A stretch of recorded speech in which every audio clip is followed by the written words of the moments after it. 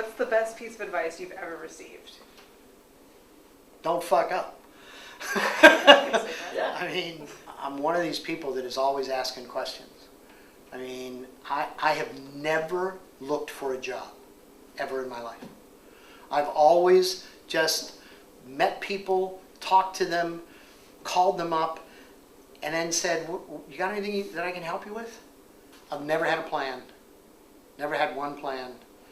I was on an airplane, and I ended up sitting next to some guy, and we started talking, and he turns out to be the president of Schlumberger, big French oil field company, and we have a great time, have a couple glasses of wine, and you know, he was like, what are you going to do when you're in New York? Because I was moving to New York. I just made the decision. I was leaving Jerusalem and Beirut, and I was going to move to New York.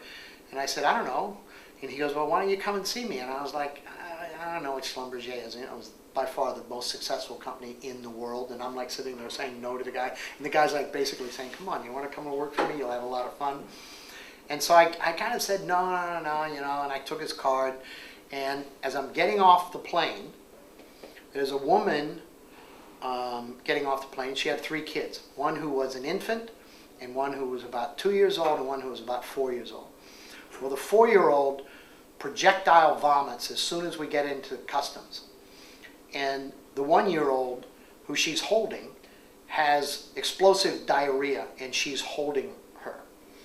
And I'm like 3 people behind her, and I'm watching this happen. And the president, I didn't know the president of Schlumberger is like over here watching all of this happen. And she spoke Portuguese. I spoke Portuguese. So I walk up and I say to her, let me help you, don't worry about this. I take the kid who's throwing up, I take him over, I wipe his mouth, I start talking to him, I help her go through customs. And this guy from Schlumberger comes over to me and he goes, I'll pay you $80,000, and this is a lot of money then. You start work tomorrow.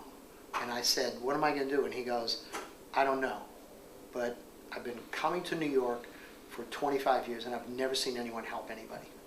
And he said, what you just did tells me that you have to work for me because you can solve any problem that you face.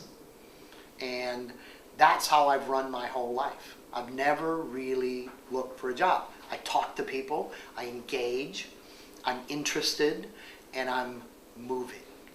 And I think that's what we all have to do.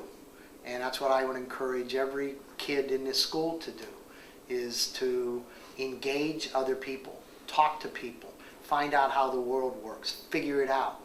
Don't worry about it. Don't have a plan. The plan you have is, what's the adage? Man plans, God laughs. I mean, I'm not sure you can put a plan together. I think you can have some hopes and some faith and a little bit of a little dream, but beyond that, just start doing shit. For more information on our stories, you can go to theorion.com.